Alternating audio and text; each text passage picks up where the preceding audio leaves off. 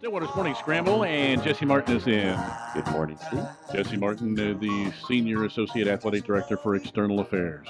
You nailed it. Is that right? Yeah. Can you turn it up a little bit in my? No, I You can't. can't. Oh, it's up. Okay. It will be really loud. Okay. Well, I could, but it would blow my ears out. Well, it's there, like you're whispering in my ear. Well, I'll turn it off because I don't want any of that. By the way, if you have a question for Jesse about game day or anything else, 533-1020, 533-1020. It looked like it just got louder. It just got louder. It's on. It clicked in. There you go. Very good. So appreciate you coming in and doing all this. Yeah, and if anybody has any questions, Steve did give that number. Feel free to give me a call. I'll answer it the best I can. If I don't know the answer, we'll try to get that answer back out here before the end of the show. If not, I'm always texting Steve when I find something out to relay that message as well. So we just want to make sure we are within that red zone. We're in the red zone, right? We're ready to go. We are. And that's a football term, not a COVID term. Well, it's both nowadays. Nowadays, yeah.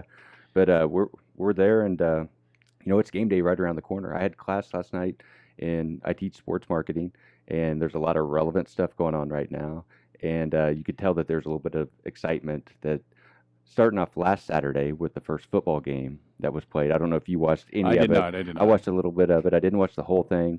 But I was Austin P? Austin P in Central Arkansas, right over here, and I think it's I didn't know that's who they're playing. Yeah, I think it was Conway, and so there's been a little bit of chatter about Central Arkansas because they went from playing in Montgomery, I think it was where that game was, and then they went right down to Birmingham because they play UAB this weekend. So they just stayed on the road and kind of created their own little bubble and reported that they were still doing their COVID testing throughout the week and reported that they played a game and nobody came back testing positive, and they're kind of, as administrators and everything like that for different sports organizations, you look at that and it gives you some hope. The nice way to put that would be they're almost a guinea pig, right? Yeah. You're saying, okay, a model would be another one. Yeah. So a model, they probably prefer as a guinea pig versus guinea pig. Let's see how they do, and then we'll do that. So, baseball has been kind of like that for others. I mean, you've learned what worked for them. Now there have been a couple other positives show up, but early on when they first started baseball season, they had a couple of big bumps in the road. When you had the Marlins and the Cardinals, which each had several positive, really they've been very few since then because that's in a warning, I think, right? Well, and we talked about this in one of our staff meetings the other day that we're a lot smarter today than what we were June 5th or June 15th when we brought our team back. Right? We've learned. Each team that we've brought back, we've gotten smarter. Have we bumped our heads time to time? Yeah, we have. But you learn from it, and you build off those procedures. And like if you took a step and looked at where we are today versus when we first came in, we're a heck of a lot smarter. We've made adjustments to our protocols as you learn more, and then as you learn from your peers as well. And it's a learning lab. But you're very excited about it. Not so naive that you don't think that there won't be any positives throughout the year and the things that are set in stone right now. That's not the case. I think you have to be very fluid. And I mean, we saw that in Iowa State in the last couple of days. They went from having 25% capacity to, I think their first game, they're not going to have anybody, right? And their game's not until the 12th. So things can change. And I think we're all just kind of excited to see a little bit of sports being played. And that proves, and I'm sure there were people in Ames, Iowa that were not very happy, first of all. Yep. But it also proves that you can turn on a dime if you have to. Yeah. Right. I mean, and we could do that very well in Stillwater, right? And that's the message that you want to tell individuals. And you just got to be very flexible. We have to be flexible as a staff and do everything we can to put people in safe positions. But in the same breath, very excited with the protocols we have in place. Very excited to give it a shot and see what we can do here in Stillwater. And it's coming up on. I think it's 9 days, right? Yeah. And again, if you have a question about game day or tickets or anything like that, 533-1020, let's dive into what happened last weekend because it was kind of fun listening to people talk about my time as such and such when they were selecting their seat. How did that go? It went good, and it just finished up, I think it was yesterday afternoon at the end of business. So we have some extended hours. So I think it ended at 6 o'clock yesterday. And, with anything, it's one thing when you do seat upgrades and you have a select group doing seat upgrades, and I don't know the percentage we have every year, but you have marginal movement, right? You have some people that you have some natural attrition where people drop their tickets and people are able to move into new ones, but the majority of your fan base are in the seats that they like, right? This was a procedure that affected everyone every single account holder, every single season ticket holder that we had, because you had to go in and select your seats. So you do have some times. I took, it was great being on the air because I did get some feedback from individuals that, hey, I didn't quite understand it this way on the website, and so we were able to go in there and make a change. And that came from, one of our listeners, Larry Green, and Very good. he called me up, right after the show and said, hey, this is kind of confusing right here. I said, well, it's confusing to me too. Let's get it changed. So we got it changed, right? And it was something simple because in your account, normally you'd have your section, right, and it had placeholder. Well, everybody had a ticket in there that was a placeholder until you selected your actual location. So we just need to explain what that was. And it didn't say placeholder, but it was like an abbreviation. So you kind of have to have things brought to your attention, though. Yeah. So it's nice, and that's what's great about our fan base is they're loyal and true, and they're willing to help us get better. Yeah. And we mentioned our phone number is 533-1020, and we've got a caller on the line with Jesse Martin. Hi, you're on the Scramble. Hi. Good morning. Question 1: are the buses going to run like normal to take fans to the stadium? Unfortunately, the buses will not be running like normal. The only bus that we will have will be the ADA shuttle that'll be running from the Monroe parking garage to the stadium. Everybody else that has tickets to the game, the one thing that we're guaranteeing this year is everybody that purchased tickets will get a parking pass. So traditionally, we've had different donor levels for parking pass, for posse parking. Everybody this year will get parking. So when you get your tickets electronically, you'll also get a parking pass sent with that'll allow you to park in different lots. I have never used the shuttle, but I think the ADA shuttle, but I think it would be good this year. How do I get, I just go to the parking garage? Yep, you'll just go to the parking garage and they'll direct you to park there, and then we just have a shuttle that picks you up there and takes you right to the stadium, and then that drop-off point in the west end zone will be the same place that you hop back on to get back over to the parking garage. And that shuttle will start with our gates opening 2 hours before. It'll start 2 hours before. Okay, great. Now, the other is I want a big thank you to the ticket office.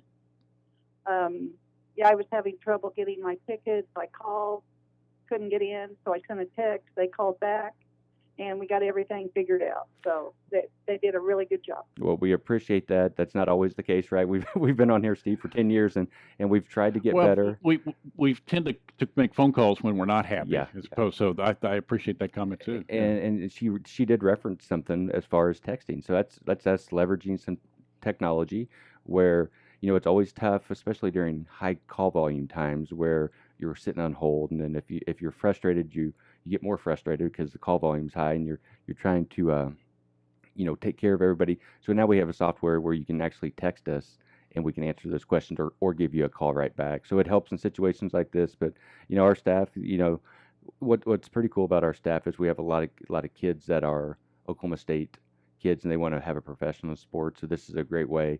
And so they're invested in the fan bases as well. So they're highly integrated. They're a part of the fabric of Oklahoma State, and they like helping our fans as well. So you get those combinations. Hopefully we continue to get good feedback like that. So you happy with your seats? Yes, I am. I could have got, I think, my exact seat, but I decided to downgrade because I only needed 3. And usually I just sell the other ticket, or if a family member wants to go. And I thought, I don't want anybody sitting next to me. Mm-hmm. So anyway, so I had to downgrade. So I'm a section over, but they did a wonderful job finding that for me because I couldn't find what I needed, and they did. So thank you very much. Yeah, we appreciate that feedback. And thanks for the call. I appreciate it. And like she said, we were talking before the caller. When you implement everybody into that process, and if you've never been on there, it could be confusing, but we had the phone lines open the whole time during the selection. And if you had a question or maybe you couldn't quite figure it out, you didn't have this right button clicked or whatever, you were able to go in and help people. And that's what we want to do, is help people through this. It's challenging for us. It's also challenging for our fans. And I think we did a pretty good job of getting through it. I actually stopped by somebody's office and helped them. They were walking me through what the problem they were having, and I was like, well, I'm going to have to see that. So I just drove over to their office, sat down, and figured it out. And, I had to call the ticket office. I got on there. And were they polite to you? Oh, they You go, this is Martin, Senior Assistant. What's your title again? Yeah, no, Senior Associate Vice President for External Affairs. I now made you a Vice President. Well, don't do that. But I went right to the top. I didn't call the 800 number. I called Andy Summerall. You did go to the top. Yeah, I've worked with Andy for 15 years, so I figured I could just shoot him a text and have him call me. What show was it? I can't remember which show it was. Somebody gave me a quiz. Who would you rather be? Andy Summerall, who's running tickets, the mayor, the president, or the governor, or something like that. Yeah. That combination of people. Which would you rather be of those? Because of all the pressure that all jobs are right now. That's a tough one. Yeah. Well, let me tell a little story about Andy. Sure. So by the way, again, the phone number 533-1020. Since you're willing to take these right now, we'll fire away if you have any questions about game day or anything else. And he probably won't like this. And Andy's a great guy. He's from Perkins. He's born and raised in the area. He cares a lot about, highly invested in Oklahoma State. He has one of the toughest jobs in our athletic department, which is tickets. And he's one of those crazy people that really enjoys it, and you can see it in his work too. Yeah. Right. He's really customer service friendly, and it's been a stressful time, and they're having a staff meeting on Zoom, and he jumped up to grab something, tripped on his desk, and did something. And so he thought he broke his foot. And so I get a call from him. He's like, "Hey, can you send the trainers over? Because they're over at Duck and Hall of Fame now." So the trainers went over there, and there was something. It wasn't a fracture, but strained something. And he goes, "Yeah, I'm kind of like," I said, "You picked a bad time to have this injury, right? We're 9 days from kickoff, and for a ticket manager, kickoff's just as important. That first game is just as important as anybody." He goes, "Yeah, I'm kind of like Tylan Wallace." And I said, "Well, that's." I said, "I'm going to argue that one just a little bit." But Andy's a good guy. And so if I have like a lawn mowing, if I sprain my ankle or something like that, I can call you and say, "Can you send the trainers over?" Well, I think he was really concerned. And my first question to him was, "Are you being serious? Or are you just joking around? I know there's been a lot of stress." And he goes, "No, I'm being dead serious." Yeah, no, that's not fun. So our training staff, somebody ran over there real fast, took a look at it, and they're like, "Yeah, you're going to have to stay off." Well, if I have Doc Ivan come over to tend on me, I know I've made it. Hey, we have a great staff up there, and that's a group that doesn't get much, praise. But during this time, they have been a guiding light. And during this time, the hours that they put in above and beyond what their normal duty is. Normally, you're just taking care of 500 plus student athletes, right? Making sure they're healthy and rehab and physicals and everything you could think of. But then throw COVID procedures on top of it, we've all tried to help pitch in. So there's times where my staff, myself, have worked the temperature check tables to pitch in and help them, especially as we got closer to that first day of school and all the teams were reported back. So it's been very fun to see that. We talk family up there, but it's been fun to see everybody pitch in and help others out. Yeah, I'm going to make this a long segment if that's all right with you, because we're going to go to Senator Coleman at about 8:40 or so. Mm-hmm. But let's dive into more on game day, what we need to know, because you know about your tickets, and it's done in a different way now. People are having to become, and you've taught me this a little bit, you have to become more tech savvy. Sometimes it has to be forced, but we benefit from that. So people are learning how to do the new ticket stuff, how to use their phone and doing all that. What else do we need to know about game day? We've talked about the clear bags. Well, and let me comment on that real fast on that technology as well, because I had an individual call in. He was an older gentleman. He said, "Hey, Jesse, you know what kind of phone I run with?" And it was a flip phone, very similar to what my dad runs with. And so if you do have a scenario like that, there are options as well. So we'll be able to print those off or get it to where he can print them off on a sheet of paper as well. So he'll be able to have that. So there are options if your phone's, not there at that level that you can have it on your screen, or if you're just kind of worried, right? Hey, what if my phone goes, my battery's not the best? You can actually print those off at home. And later on this week, so probably today or tomorrow, what you'll do is you'll get an email and some videos on exactly how to download those onto your phone or how to print them off at home. So I know they're working on that. That'll be the same. So you're assuming he has a printer now, right? Well, he said he did. Okay. I did ask that question. I did ask that question because if not, what I would have done is I would have probably printed them off right there and put them in an envelope and sent them off to him. Very nice. Or had them at will call or something, So there's always options. Yeah, I wasn't trying to be smug about that because some people don't. And I think, I'm not sure if the library helps out with stuff like that, but we're blessed with a great library too, where they'll help you do stuff. Yeah. Right. Well, technology's there, but not everybody utilizes it. In the same breath, the young kids don't know how to use some of the older technology. Right. We have a fax machine, and I said, "Hey, fax machine?" And they were like, "How do you operate that fax machine?" I had that conversation twice in the last month. No, I believe that though. In two different offices, and it's not very many people do anymore. Yeah, I don't have a printer at home. Yeah. I'm here every day, and so I print stuff out here, but I haven't updated my printer at home. So you probably do. Yeah. I have 3 kids. We have a lot of Oh yeah, you do. That's true. And stuff. So yeah, we have a small one, and it's one of those things that sometimes you wish you didn't when you have to go buy those ink cartridges. Yeah, Right? well, I have one. It's just not. I haven't. It's not loaded up and ready to go. Yeah. So if you have something like that, definitely give us a call, and we'd be more than happy to find a workaround for that and get you in the game. Okay, let's talk about getting into the stadium right now. Yep. So parking lots will open 2 hours before the game, and just a reminder that there's no tailgating. That includes our RV lot. We will not have our RV lot open this year, and that's kind of sad because that's grown a lot over the last decade. We're up to about 140 RVs, game in, game out, and that's on a season basis. So it was kind of sad to see that take a pause this year as well, but it was something that needed to happen with all the different procedures and protocols taking place. So parking lots will open up at 2 a.m. Gates will open up at 2 a.m. 2 hours before kickoff. Right. And then parking lots open 2 hours before kickoff. Gates will open for our suites and club level 2 hours before kickoff. Main stadium will open up an hour and a half before kickoff. So what we want to do is shrink that time, that there's no need to tailgate, that you can go right into the stadium. We will be socially distanced in there. We are a clear bag stadium now. A lot of people have thought that over the years. We have not been until this year is the first year that we'll be a clear bag stadium. So we'll continue to communicate that, because nothing's worse than you bring your bag, you parked a quarter mile away, you walked up there and you're ready to get in, you're excited, and they're like, hey, clear bag. So we'll continue. And you're still going to have, just when you're dealing with the volume of people you are, there's going to still be some people that have no clue about that, that don't check emails, or somehow it's just going to be new to them. Yeah.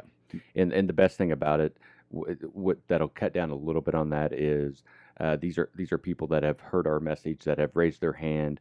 So we hope the adoption rate is a lot better, because there's nothing worse. Somebody gets there and you have to say, hey, you can't bring that in. And I've been in that scenario before at a bowl game.